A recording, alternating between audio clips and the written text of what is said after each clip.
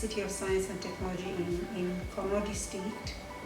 It's something that goes a very long way in correcting the ills of history. And what I mean by that, as we know, the Konodi district has for many years not had an established tertiary educational institution. So His Excellency made a promise, and that promise was fulfilled when we signed that project consultancy services that kicked off or further built upon the construction work that was already ongoing for the Konodi University of Science and Technology. Today signifies progress, it signifies innovation, and it signifies empowerment as we further embark on this journey to establish the Konodi University of Science and Technology. And as you know, science and technology is something that also resonates with one of the development agenda for the government, specifically the human capital development and also technology and innovation.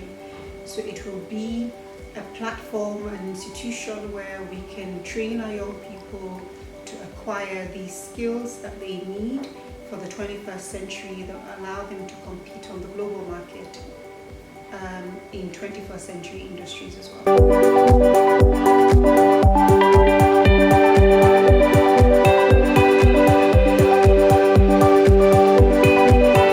Before now, the Minister of Education, Science and Technology, developed a policy for science and technology that was way back in 2002. That policy sufficed for that time, but going forward, so many things have happened as I've just emanated, and so we needed to have a new policy that will speak to these new developments. And so the Ministry of Technical and Higher Education, in collaboration with UNESCO, has been able to develop a new policy that we call the National Science, Technology and Innovation Policy that can actually form a framework for directing this new development in science and technology. The policy is very important because we want to see how we can redirect development, especially the human capital development in the country, through the policy, speak to it.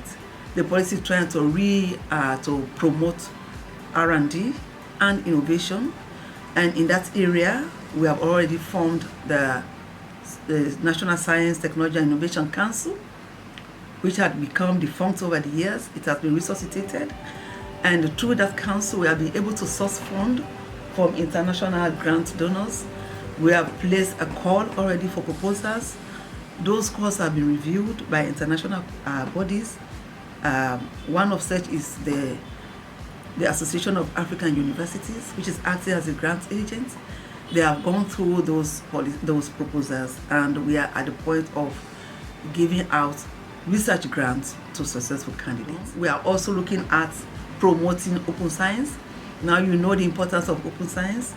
Now recently we had COVID, and it was through open science that people were able to share information about the virus, share information about vaccine, share information about how we can even contain the spread of that pathogen. And so open science is a very key component of the policy.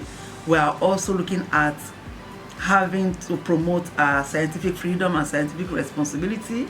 Yes, you have the freedom through your knowledge to create, but you also have the responsibility that what you are creating should go according to the norms of society.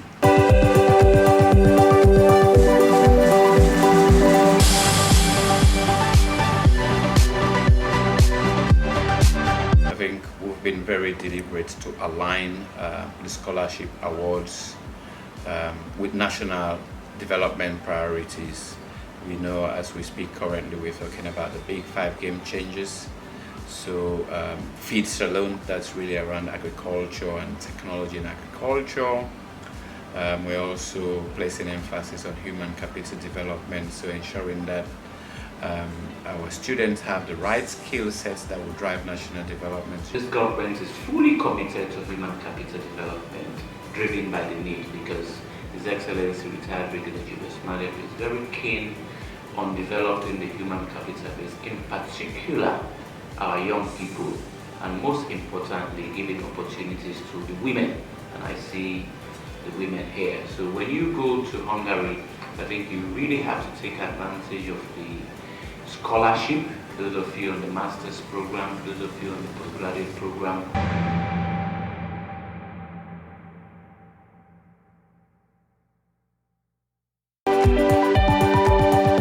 Its hitting goal was very, very important.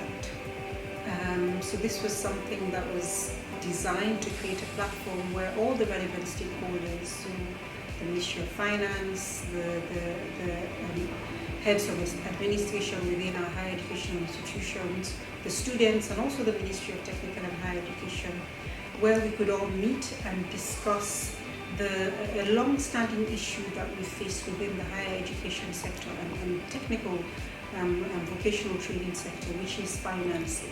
The positive about this engagement is that we have all the key stakeholders in the group, including our eminent students. We had on the program an element where we'll be talking about recommendations and next steps. So what I would like to suggest is that we hold on to these issues until we get on to that end. We feel elated when we are part of the system, more especially when the ministry deem it necessary that it is wise for us to be here. When we feel a part of the process, it's very easier for us to communicate whatever policy or decision or resolution that we made here to our colleague students. The key focus of that gathering was to ensure that we start thinking about how we could come up with sustainable and innovative ways of financing higher education and technical vocational training to minimize fragmentation so that we can build upon the gains that we will be making over the next few years. And it created a platform for the perception and the views of all the relevant stakeholders to be heard, and that really fosters that sense of national ownership. From our president's presentation, he made mention of staff members who have been promoted since 2019. And I think that should impact that document. We also know what the universities owe the retirees.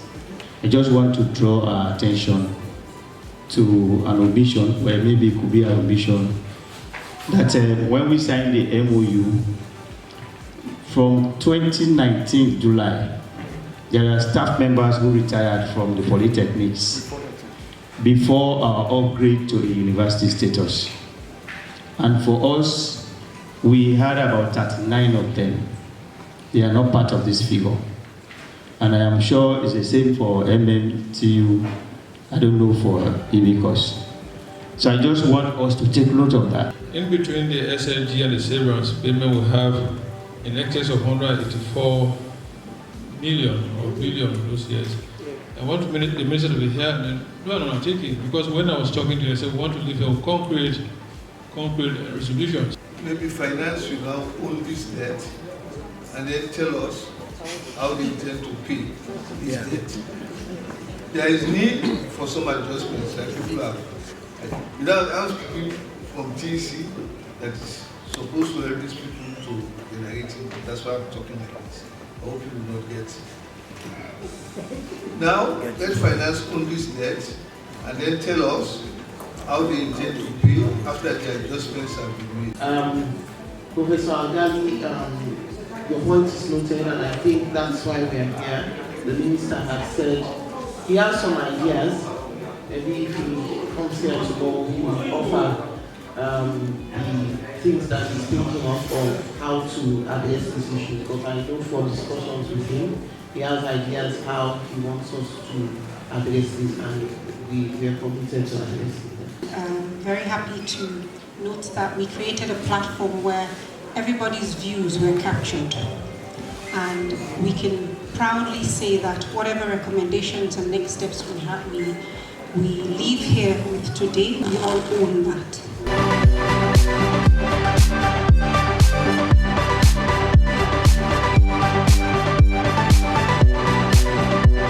Sierra Leone Student Loan Scheme was established by an Act of Parliament in 2021 to finance higher education by providing loans to students pursuing programs leading to the award of certificates, diplomas, undergraduate degrees or postgraduate degrees in an accredited tertiary education institution in Sierra Leone.